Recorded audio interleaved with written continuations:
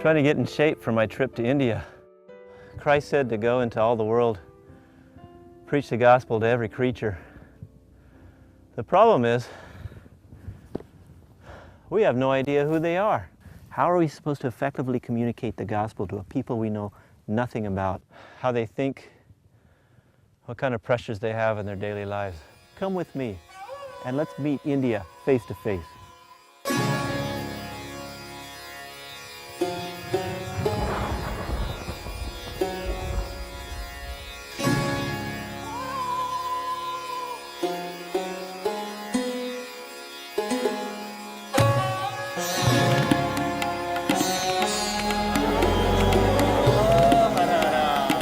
Welcome to the Hindu city of Balani.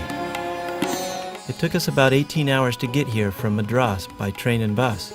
And when we got here, we found a city dominated by a Hindu temple on top of a big hill. No video camera? Video camera you should not take because they have a rules. We should not take a video photograph and video camera under. Despite the warnings, I couldn't help but grab my camera and wander around like a silly tourist. Cut her hair up there? Okay. Are you going to climb all the way up? Wow, strong legs. I kept thinking that somebody was going to get upset and kick me out of here, but I just kept smiling and wandering around. I really wanted to climb up to the top, but I didn't think that was even possible. And climbing up is such a difficult. We have to get a permission from the police. But in spite of the warnings, I thought I'd wander over to the entrance of the stairway up to the Temple Mount. Macabre curiosity seemed to be driving me. I'd read so much about ancient Israel's fascination with this kind of stuff. About 1/6 of the Earth's population today is Hindu. That's about 1 billion people. The majority of them live here in India, but Hinduism's teachings and philosophies are becoming popular in Western societies also. Why did God dislike idol worship so much? Well, here we go.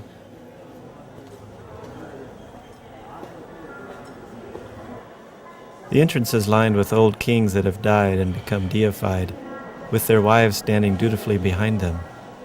The first thing you see on the inside is this giant steel peacock, the vehicle of the god Muruga. Concession stands line the walkway, even though this is the off-season. I can't believe I actually made it in, and they even invited me.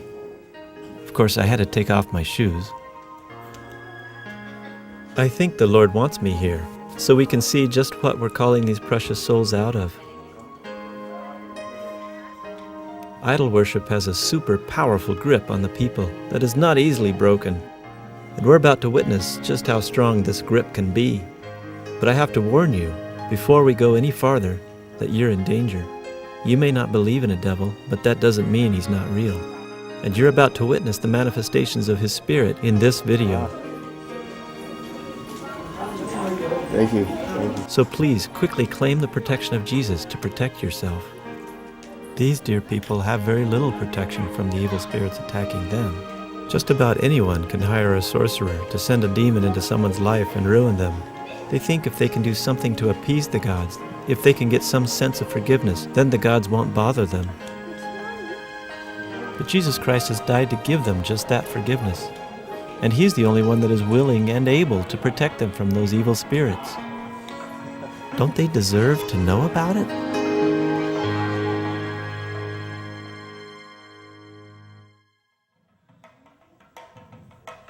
Here's a procession coming along, similar to the one that woke me up this morning.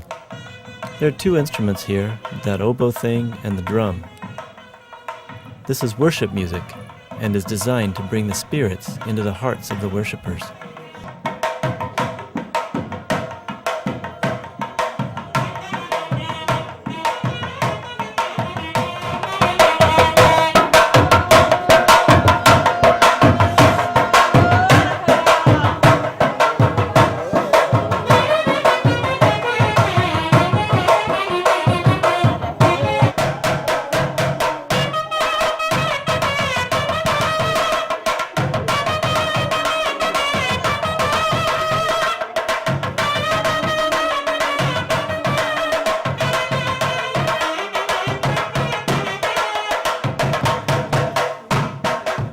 They stop every so often along the way, listen to the music, and head on up the stairs.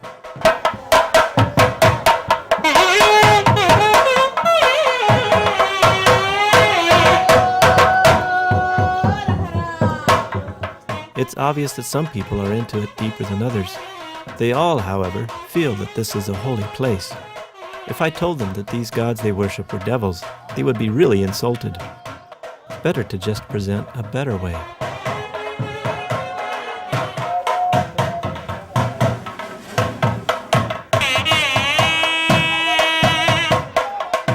Okay, notice the lady on the left, the one with the dreadlocks.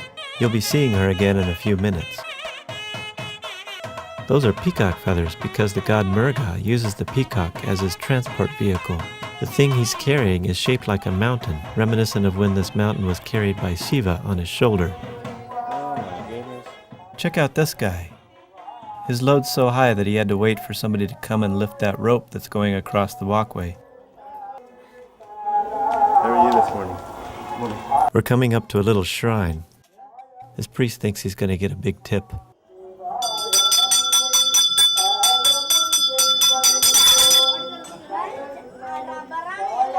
I brought no money. I actually did leave all my money in my hotel room.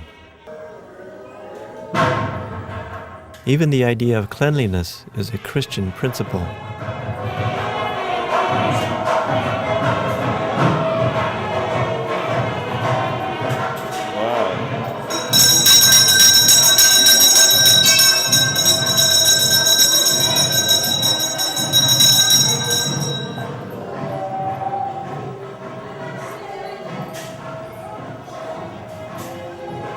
Very good.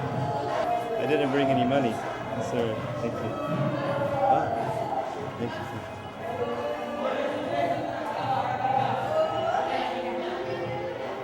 Hello.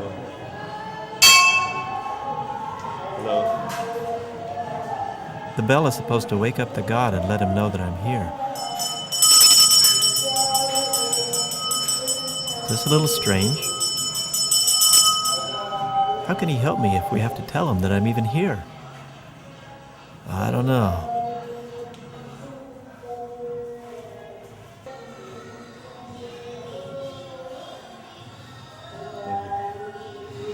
I don't have any money.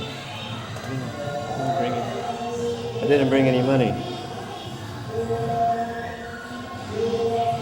Let's see, I don't have.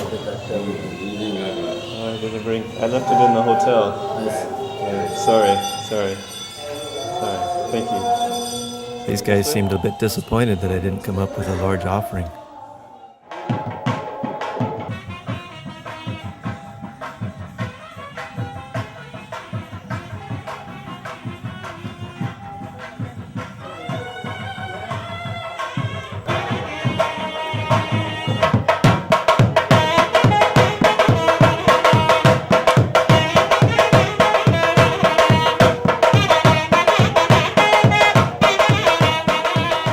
Many people in America today do not believe in a devil. I'd like to take them to India, where the devil has had free play for centuries and isn't masked by intellectual skepticism.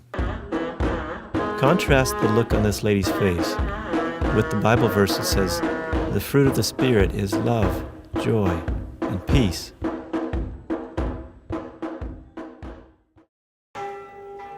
We're approaching the top now. I'm not quite sure what to expect. I'm thinking there'll be a really huge idol or something up here. Instead, I find this policeman. He points me off to an office. I didn't take any video in that office, but this guy that sat behind a big desk just completely ignored me. So I walked out. Good morning. I'm John. How you doing? John. John. I'm Regis. Regis? Regis. Glad to meet you. And your name? Sanu. Sanu. Very good. Glad to meet you. Ashindo. We from Ashindo. Thrissur. Shindo. All right. We from Thrissur. Thrissur. One of the advantages of not going with a big tour group is that you get to meet people like these young college students out on a field trip. Only English, man.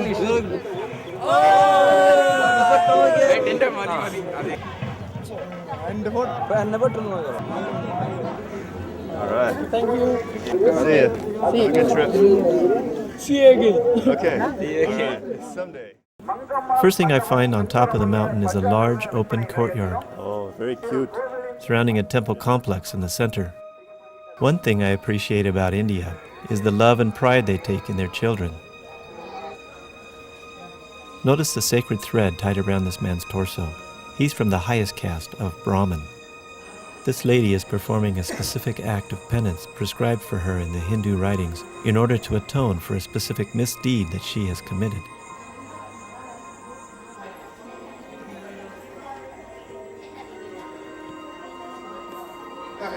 This is one of several shrines placed in the courtyard. In a sense, these dear people are buying their way to heaven. Instead of being dependent on God, they depend on their performance of a whole list of tasks. So instead of peace, there is only tiring labor.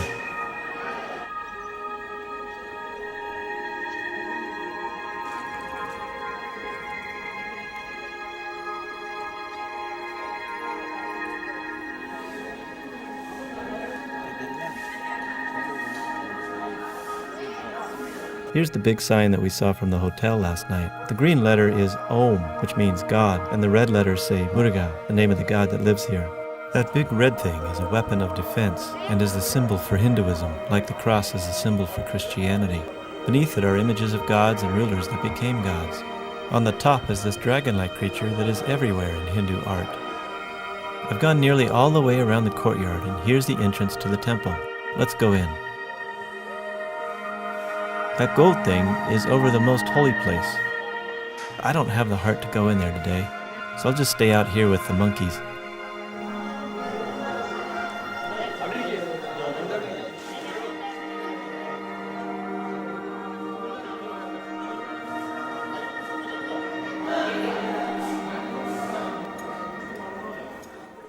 As I was leaving, I wondered, who will tell this boy?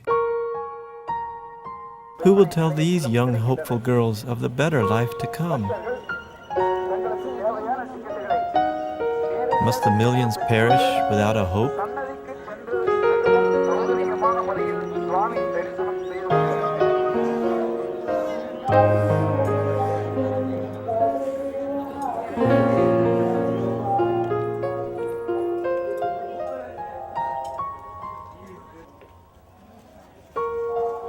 Well, here we are at the big temple in Palani, and this is the seat of Hinduism in this entire state. And I've been able to go up all the way inside and come back out. They actually invited me, and my people here said that there's no way I could take a video camera and I might get beat up and stuff, but being a silly foreigner, I guess they gave me free reign, so it's been great. It's been interesting, and these people, it's hard to believe that people would accept this as for real. Hello. So why does God hate idol worship? Maybe because it takes so much away from the people and gives them nothing in return.